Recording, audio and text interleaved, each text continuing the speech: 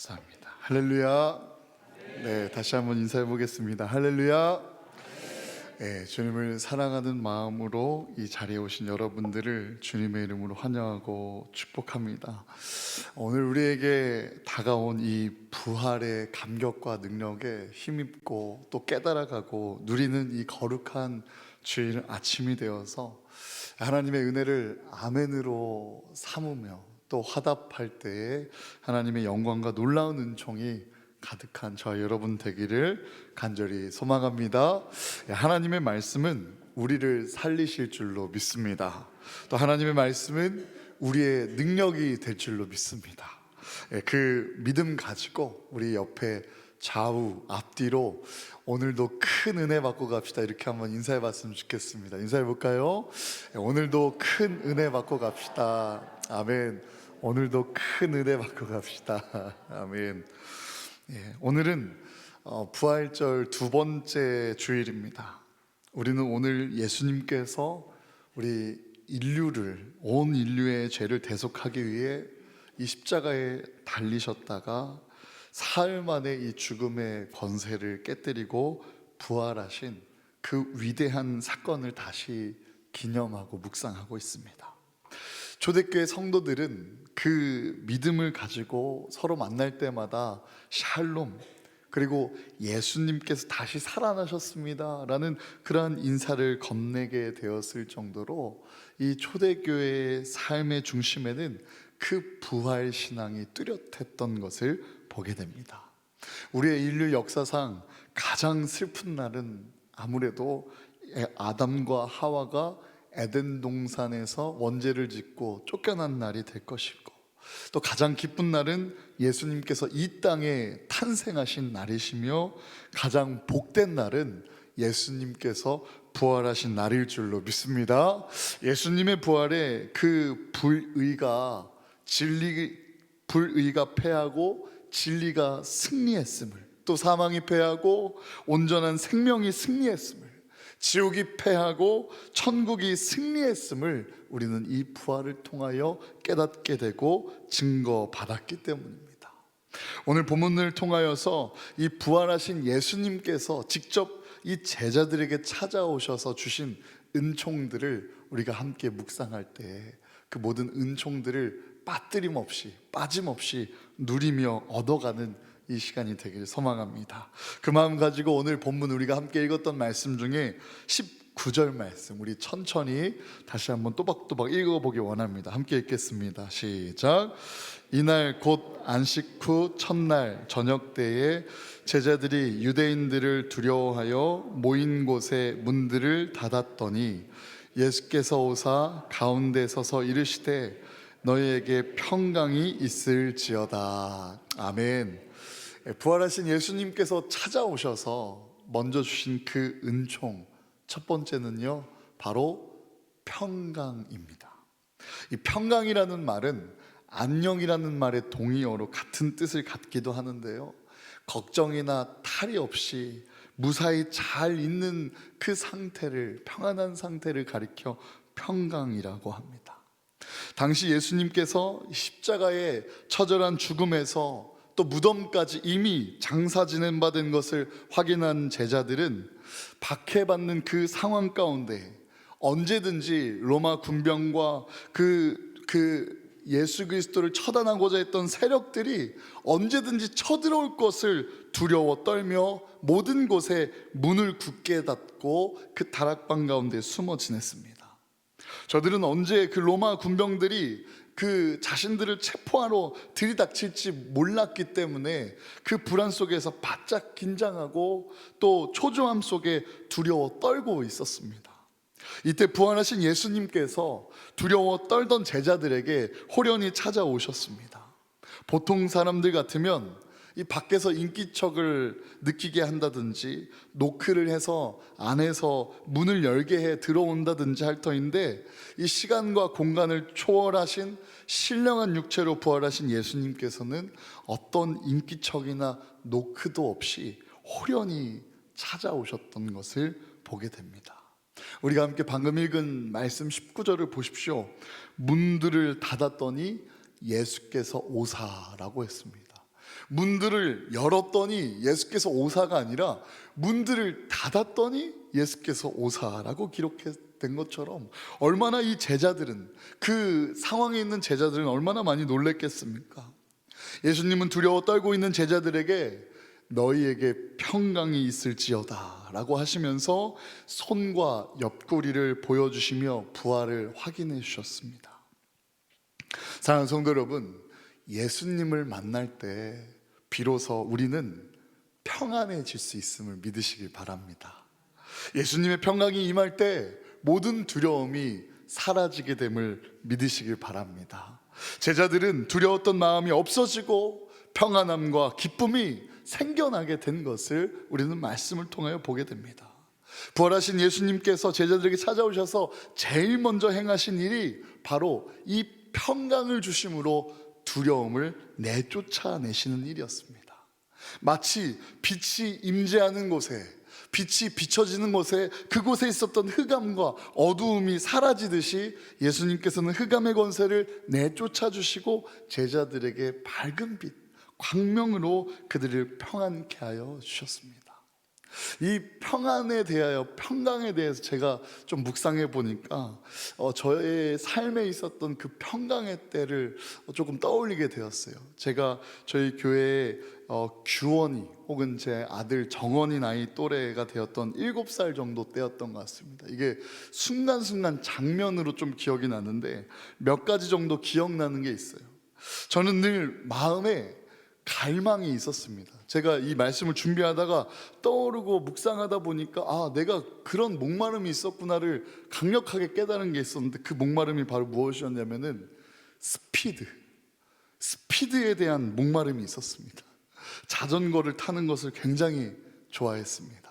이 성호라는 저를 친형처럼 따르는 동생을 뒤에 태우고 엉덩이를 실룩실룩거리면서 자전거 페달을 힘차게 밟으면서 이 스피드를 느끼게 해주고 싶어서 차에 도로가 없을 때 최선을 다해 페달을 밟고 쭉 가다 보면 그 도로가 끝나는 지점에 구멍가게 같은 작은 슈퍼가 하나 있었는데 브레이크가 안 돼서 뒤에 그 탄 동생의 무게까지 더해지다 보니까 온전히 브레이크가 기능을 하지 않아서 그 슈퍼마켓 작은 구멍가게 앞에 뽑기 기계, 동전을 넣으면 이렇게 돌리는 뽑기 기계들을 들이받으면서 늘 자전거를 멈췄던 기억이 있습니다. 제가 신나게 달려와서 우당탕탕 꽝 하면 그 안에서 야 이놈아! 라는 소리가 제게 좀 기억이 장면 나는 것 같습니다. 우당탕탕 꽝, 야 이놈아! 우당탕탕 꽝, 매번 반복했던 것 같아요. 하나는 동네 형들이 이 커다란 소똥 주위에 모여들어 있었는데, 어떤 형이 제가 호기심에 다가갔을 때 어떤 형이 이 똥을 밟으면 달리기가 빨라진다라고 거짓말을 했습니다. 저는 스피드에 목말랐기 때문에 순수하게 믿었고 똥을 자주 밟은 다음에 집까지 힘차게 뛰어갔습니다.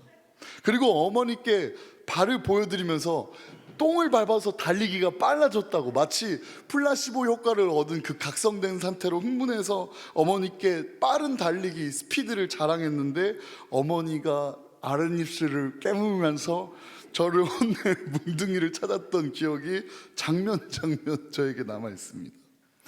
2층에서 그 교회 앞에 계단이 1.5층 좀 낮은 2층 같이 되어 있었는데요, 그 2층에서 뛰어내리는 게 신기하다라는 친구와 교회 형들의 말에 매주 주일마다 그 2층에서 뛰어내리는 그 모습을 보여주며, 담벼락을 남들이 걸어갈 때도 저는 스피드를 즐기기 위해 뛰어가다가 헛디뎌 넘어지는 때가 참 많이 있었습니다. 그런 개구진 저를 움츠리게 하는 두려움의 요소가 있었어요. 그것은 어두움이었고 외로움이었고 혼자가 되는 것이었습니다. 그런 저에게 이 밤마다 혼자 외롭게 어두움 가운데서 자야 하는 저를 위해 어머니가 그 당시에 콘센트에 꽂아서 쓰는 간접등을 구입하시고 저한테 굉장히 따뜻하게 말씀해 주셨어요. 이 등이 있으면 무섭지 않을 거라고, 밝게 계속 밝아질 거라고. 저는 그 등이 참 마음에 들었습니다. 그리고 그 많이 밝진 않아도 참 마음이 든든해졌습니다. 평안해졌습니다. 그 작은 등으로 인하여 제 마음에 있는 두려움이 물러갔습니다. 자다가 깨도 울지 않을 수 있었습니다. 말씀을 묵상하는 중에 생각하는 그 순간도, 그리고 고백하는 이 순간도 그때의 그 작은 등이 줬던 평안함과 따스함이 아직도 생생하게 느껴집니다. 그 엄습해오는 두려움과 공포, 또 물밀듯 밀려오는 근심과 걱정, 염려와 불안 등을 내쫓아주는 빛이 있습니다. 그 빛은 바로 부활하신 우리의 주 예수 그리스도이시죠. 주님은 근심과 걱정과 염려의 자리에 찾아오십니다. 우리가 문을 닫고 있어도 그곳에 찾아와 주셔서 우리에게 평강을 주십니다. 믿으십니까? 당시 제자들에게 가장 절실하고 제자들이 가장 원했던 것은 명예도 아니었고 돈도 아니었고, 그들이 간절히 원했던 것은 그 두려움과 불안이 멈추는 것이었으며 염려로부터의 구원이었을 것입니다.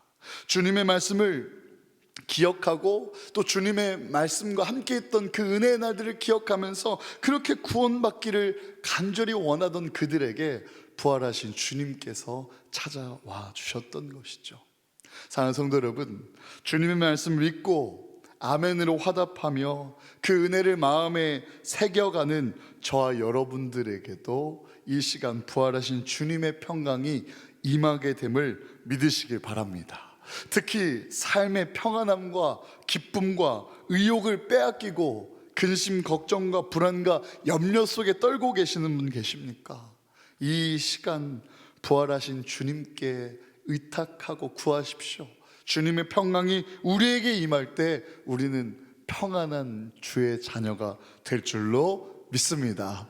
요한복음 14장 27절 말씀입니다. 우리 함께 읽어보면 좋을 것 같은데요. 요한복음 14장 27절 말씀 우리 함께 읽어보겠습니다. 시작. 평안을 너희에게 끼치노니 곧 나의 평안을 너희에게 주노라. 내가 너희에게 주는 것은 세상이 주는 것과 같이 아니하니라. 너희는 마음에 근심하지도 말고 두려워하지도 말라. 아멘. 주님 앞에 나와서 제일 먼저 받은 그 은혜가 대부분 평강이라는 고백을 참 많이 우리는 하기도 하고 듣기도 합니다. 오늘 부활 소망으로 주님께 나온 우리가 믿음으로 주님의 이 평강을 구할 때 주님 앞에 평강을 얻는 심령과 가정과 사업장과 우리의 삶의 모든 자리가 이제부터 영원까지 함께 하시기를 주님의 이름으로 축원합니다. 그리고 주님이 주시는 이 평강을 나뿐만이 아닌 함께하는 자녀, 부모님, 가족과 이웃과 함께 나눌 수 있는 평화의 사도가 다 되시기를 주님의 이름으로 축복합니다. 오늘 말씀 이어서 보겠습니다. 본문 20절 말씀입니다. 우리 함께 읽어보겠습니다. 시작. 이 말씀을 하시고 손과 옆구리를 보이시니 제자들이 주를 보고 기뻐하더라. 아멘. 부활하신 예수님께서 직접 닫히신 문 가운데 찾아오셔서, 호련히 찾아오셔서 베풀어 주신 주님의 은총, 두 번째는 바로 믿음입니다. 예수님이 오셔서 이 손과 옆구리를 제자들에게 보여주신 것은 못 박히신 자국과 또 그 생사를 확인하는 창에 찔렸던 흔적을 보여주시기 위함인데, 이는 죽음 후에, 온전한 죽음 이후에 살아나신 주님이심을, 그 부활을 믿게 하려고 하시는 목적이 있었음을 보게 됩니다. 자신이 구약 성경에서부터 예언된 메시아로서 하나님의 아들이심을 직접 확인시켜 주시고 제자들에게 이 영의 눈이 뜨여서 부활에 대한 참 믿음을 갖게 하셨던 것이죠. 이에 제자들은 믿을 수 없었던 이 일들을 진정 믿기 시작하였고, 그 믿음이 시작했을 때 평안하였고 기뻐했으며 담대함을 가지고 이제는 숨어서 덜덜 떨던 그들이 죽기까지 부활 소식을 전하는 주의 사도로 거듭나게 되고 순교자가 되기까지 했습니다. 예수님은 예나 지금도 주의 자녀들이 부활에 대한 믿음을 갖길 원하십니다. 예수님은 예나 지금도 이 성도들이, 주님의 자녀가, 주님의 제자가 죽음 이후에 영원한 생명이 있음을 알고 또 믿기를 원하십니다. 의심 많은 도마를 향한 주님의 말씀을 생각해 보십시오. 내 손가락을 이리 내밀어 내 손을 보고 내 손을 내밀어 내 옆구리에 넣어보라. 그리하고 믿음 없는 자가 되지 말고 믿는 자가 되라 라고 말씀해 주셨습니다. 부활하신 예수님은 우리가 부활에 대한 참 믿음을 갖기 원하십니다. 신앙생활하면서 이 부활에 대해, 또 죽음을 이기신 승리에 대해, 이 하나님의 역전에 대해 의심하지 않는 저 여러분 되기를 원합니다. 의심은 영혼을 병들게 합니다. 하지만 믿음은 우리를 하나님께 기쁨이 되게 하고 또 하나님께서 우리의 진정한 기쁨이 되도록 우리를 인도합니다. 히브리서 11장 6절에는 믿음에 대해 이렇게 기록하고 있습니다. 믿음 없이는 하나님을 기쁘시게 못하나니 라고요. 오늘도 주님은 부활을 믿는 믿음으로 구원이 이루어지는 부활을 향한 그 믿음의 한 날로 오늘 이 하루를 살기 원하실 줄로 믿습니다. 주님, 의심을 거두어 가주시며 오직 믿음으로 살게 하여 주시옵소서. 이 고백으로 우리 모두가 하나 되어져가는 교회가 되기를 간절히 소망합니다. 오늘 본문 말씀 이어서 보겠습니다. 21절 말씀 우리 천천히 다시 한번 읽기 원합니다. 함께 읽겠습니다. 예수께서 또 이르시되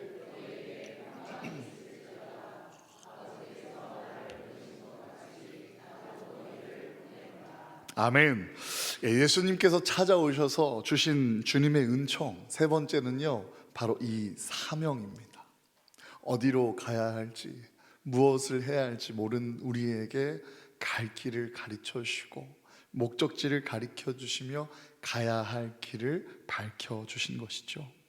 부활하신 예수 주님께서 제자들에게 찾아오신 것은 하나님께서 온 인류를 죄와 사망에서 구원하시기 위해 자신을 보내신 것처럼 나도 죽어가는 영혼들을 구원하기 위해 너희를 보내노라 라고 이 복음 전파하라는 사명을 주셨던 것이죠.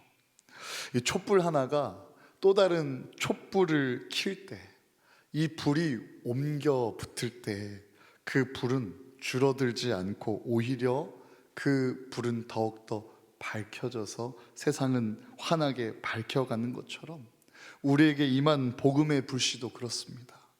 복음과 사랑은 나눌 때 줄어들지 않고 오히려 우리에게 풍성이 임해지며 이 세상을 더 환하게 밝혀가는 힘이 있음을 믿으시길 바랍니다. 요한복음 3장 16절 말씀입니다. 하나님이 세상을 이처럼 사랑하사 독생자를 주셨으니 이는 그를 믿는 자마다 멸망하지 않고 영생을 얻게 하려 하심이라. 아멘. 하나님은 우리를 제자로 부르십니다. 독생자 예수 그리스도를 통하여 그를 믿는 자마다 영원한 생명을 얻게 하시려고 이 땅에 오셨고 또 이 복음의 산 증인으로, 하나님 능력 앞에 살아있는 증인으로, 이 다시 사신 예수 그리스도를 직접 경험하고 교제하는 살아있는 증인으로 우리를 삼으셨습니다. 기도하는 제목마다 응답해 주시는 하나님의 그 응답 앞에 증인으로 우리를 부르셨습니다. 그리고 촛불에서 촛불이 옮겨가 그 빛을 전하듯이 세상에 나아가 주의 복음을 전하라라는 이 사명을 우리에게 주셨습니다. 그 이유는 오직 예수 그리스도께 유일한 구원 받을 수 있는 그 길이 있고 생명이 있기 때문입니다. 사도행전 4장 12절 말씀입니다. 다른 이로서는 구원을 받을 수 없나니 천하 사람 중에 구원을 받을 만한 다른 이름을 우리에게 주신 일이 없음이라 라고 했습니다. 사랑하는 성도 여러분, 이 시간 우리가 함께 나의 영혼이 내 스스로가 잘 들을 수 있도록 우리 한번 이렇게 선포해 봅시다. 우리는 부활의 증인입니다. 시작. 다시 한번 고백합니다. 우리는 부활의 증인입니다. 시작. 우리는 부활의 증인입니다. 아멘. 믿으십니까?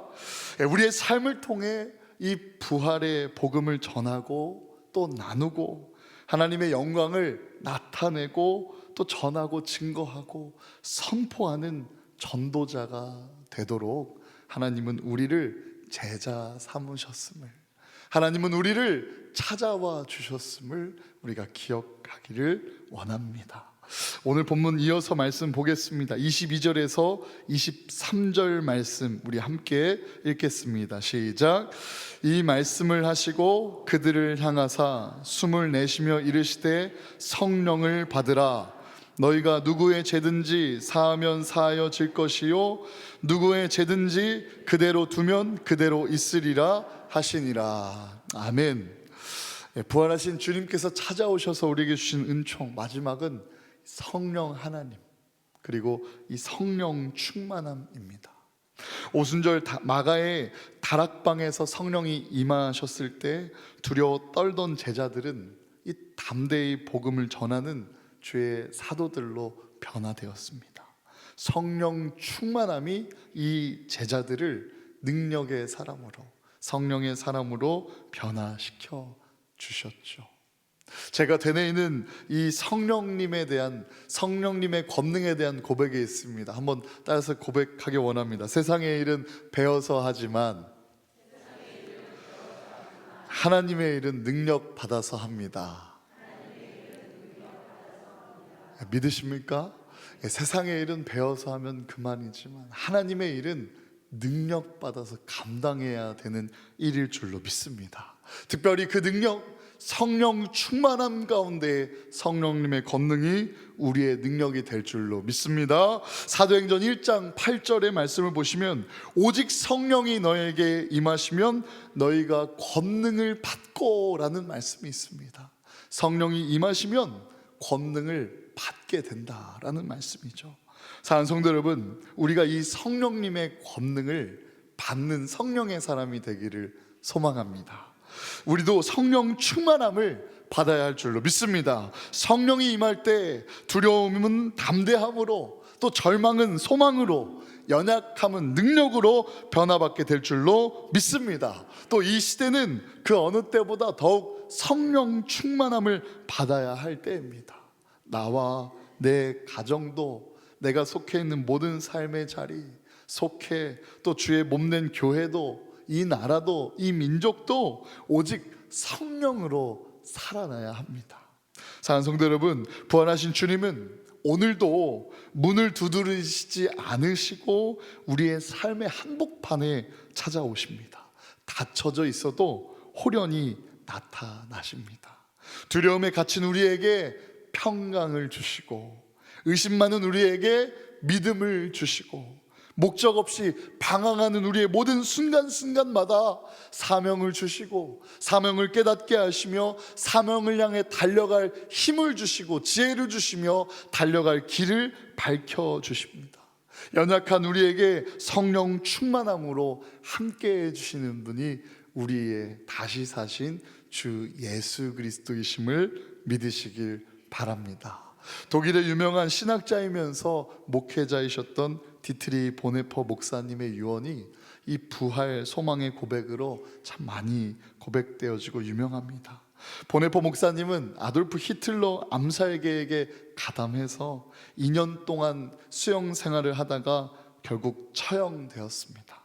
다가오는 그 죽음을 맞이하며 그 사형을 맞이하고 처형을 앞둔 그 보네퍼 목사님은 이렇게 고백합니다. 죽음은 끝이 아닙니다.